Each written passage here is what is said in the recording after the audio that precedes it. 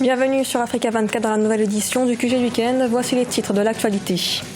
Le Burkina Faso est en quête de solutions pour une sortie de crise sécuritaire. Le pays est la cible d'attaques terroristes depuis 2015, des attaques qui ont coûté la vie à près de 400 personnes.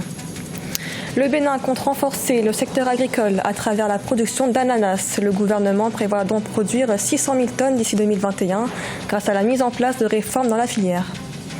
Et puis le Maroc menacé de pénurie d'eau d'ici 2050, le gouvernement prévoit donc de mettre en place un programme d'urgence.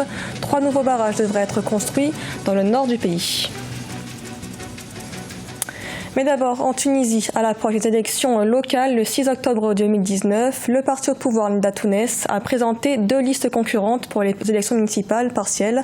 C'est ce qu'a annoncé la commission électorale ce vendredi. Le parti est en effet confronté à des conflits internes et des luttes de pouvoir entre le fils du président et le premier ministre Youssef Chahed. Alors que la présidentielle est prévue le 17 novembre prochain, aucune des principales formations du pays n'a encore annoncé de candidat.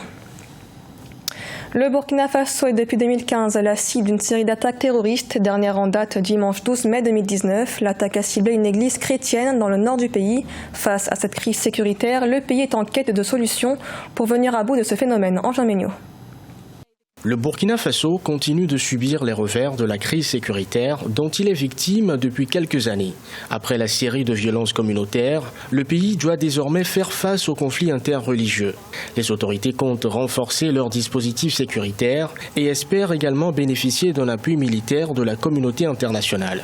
La cause profonde réellement de tous ces remous sociaux, c'est évidemment la question de la pauvreté. Donc il est évident que pour pouvoir endiguer le terrorisme dans cette zone, il faut avoir une vision globale. Parce que la majeure partie des personnes qui ont été inculpées, si vous constatez bien, c'est des personnes bien souvent qui sont analphabètes, ignorantes, manipulées, utilisées ou qui vivent dans des conditions tout à fait difficiles. Depuis 2015, le Burkina Faso est confronté à des attaques fréquentes et meurtrières attribuées à des groupes djihadistes dont Ansarul Islam, le groupe de soutien à l'islam et aux musulmans et l'organisation État islamique au Grand Sahara.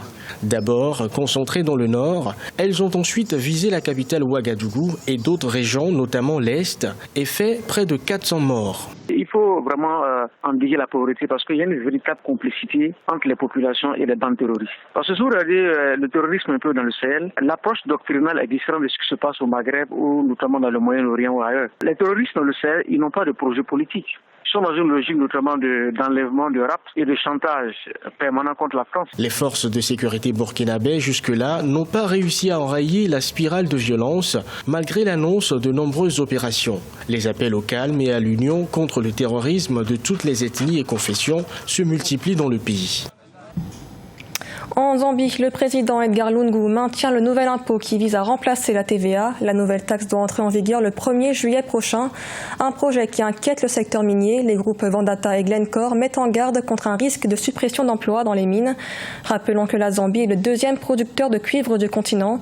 Les revenus tirés de l'extraction du minerai représentent au moins 70% des recettes d'exportation de la Zambie. Le 15 mai 2015, le gouvernement malien et les groupes armés du Nord signaient des accords pour la paix et la réconciliation d'Alger à Bamako. L'accord devait permettre au pays de recouvrer son intégrité territoriale et le redéploiement de l'administration sur tout le territoire. 4 ans après, du chemin reste à faire. On fait le point avec notre correspondant, Mokhtar Bari. Les accords pour la paix et la réconciliation issus du processus d'Alger ont 4 ans. Signés le 15 mai 2015 à Bamako entre le gouvernement malien et les groupes armés sous l'égide de la communauté internationale, ces accords ont permis la cessation des hostilités entre les groupes armés de la coordination des mouvements de l'Azawad, le Gatia et le gouvernement malien. Aujourd'hui, on peut noter un certain nombre de points d'avancée, notamment les réformes législatives et réglementaires relatives à la relecture du Code des collectivités, conformément aux prescriptions de l'accord, au code électoral, conformément aux prescriptions de l'accord. 4 ans après, des blocages subsistent dans l'application des accords. Au nombre des blocages, la mise en place des assemblées régionales élues au suffrage universel direct, le projet de révision constitutionnelle devant prendre en compte des points de l'accord. Dans le titre 6 en termes de garantie et accompagnement d'ordre international, eh bien, il y a des engagements que la communauté internationale a eu à prendre. On est même allé jusqu'à placer le Mali sous un régime de sanctions. Je pense qu'il est temps aujourd'hui qu'on fasse appel à la bonne volonté, à la volonté politique effective des parties signataires. Un comité de suivi qui sert de baromètre à l'application effective des accords se réunit périodiquement à Bamako. Présidé par l'Algérie, ce comité composé des pays membres de la médiation était à sa 34e session le 19 avril 2019. Produire 600 000 tonnes d'ananas d'ici 2021, c'est l'ambition du Bénin. Le pays compte renforcer son secteur de production agricole en misant sur le développement de la culture de l'ananas. Pour y arriver, plusieurs réformes sont prévues, notamment la limitation de l'occupation de l'espace. Amen Edji.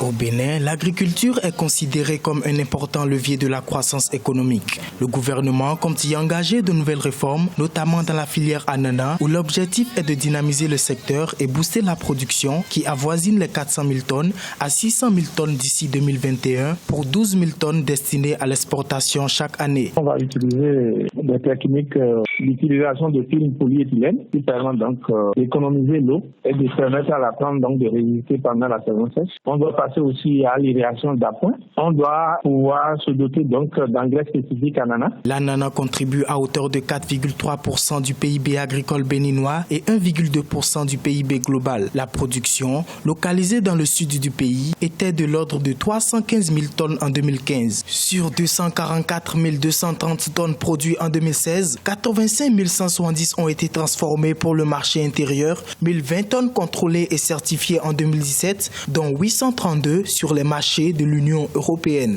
L'agriculture au sens large peut effectivement nourrir l'Afrique. Nous avons la terre, nous avons même de l'eau et nous avons les espaces nécessaires pour une autosuffisance alimentaire. Nous définissons des stratégies, mais que généralement nos gouvernements réussissent à financer. Le Bénin dispose d'un climat tropical chaud et humide et d'autres conditions favorables à la production de l'ananas. La palettisation, le scannage, la construction de chambres froides pour la conservation du produit dans les aéroports sont autant de perspectives envisagées pour favoriser l'accroissement et l'exportation du produit vers les pays voisins et l'Europe. Le Maroc devrait être confronté à une pénurie d'eau extrême d'ici 2050, selon la Banque mondiale. Les ressources hydriques sont affaiblies du fait d'épisodes de sécheresse ces dernières années. Le pays compte alors construire 3 nouveaux barrages dans le nord pour mobiliser des ressources en eau supplémentaires. Lina Nodin. Le Maroc, prochainement touché par une pénurie hydrique. Le pays devrait être confronté à une pénurie d'eau extrême d'ici 2050 selon la Banque mondiale. Les diverses périodes de sécheresse dans le pays ces 10 dernières années ont mis à mal ses ressources hydriques. Selon l'ONU, le Maroc serait classé parmi les 45 pays au monde touchés par la pénurie d'eau. Et le changement climatique se prononce beaucoup dans les pays qui ont des grandes chaleurs quand même. Et le Maroc est dans la zone des pays chauds. Les pays qui sont dans la zone équatoriale, subsaharienne et tout, sont dans l'avenir, seront concernés par ces phénomènes de pénurie hydrique. Le Maroc détient la 19e place des pays du Moyen-Orient et de l'Afrique du Nord les plus menacés de pénurie d'eau. Une situation difficile qui impactera la population marocaine et en particulier le secteur agricole. Ce secteur consomme près de 85% des ressources en eau renouvelable, un niveau supérieur à la moyenne mondiale qui est de 70%. Vous savez que dans ces problèmes environnementaux, on raisonne toujours dans un premier temps court terme, moyen terme et long terme. Dans le premier terme, c'est-à-dire le court terme, mais il faut quand même déjà raisonner autour du changement des techniques au niveau du monde agricole. C'est-à-dire comment l'agriculture peut être aujourd'hui transformée pour éviter qu'il y ait de fortes consommations d'eau. Et puis il faut qu'on apprenne à recycler de l'eau. Et puis il faut qu'on apprenne à diminuer les consommations. Et puis après, il faut qu'il y ait un schéma directeur de la gestion de l'eau au niveau du gouvernement. Le gouvernement a pour optique de mettre en place un plan national à près de 300 milliards de dinars pour éradiquer les problèmes dus à la pénurie de l'eau potable et à l'irrigation. Il sera doublé d'un programme d'urgence. 3 nouveaux barrages seront construits dans le nord du Maroc.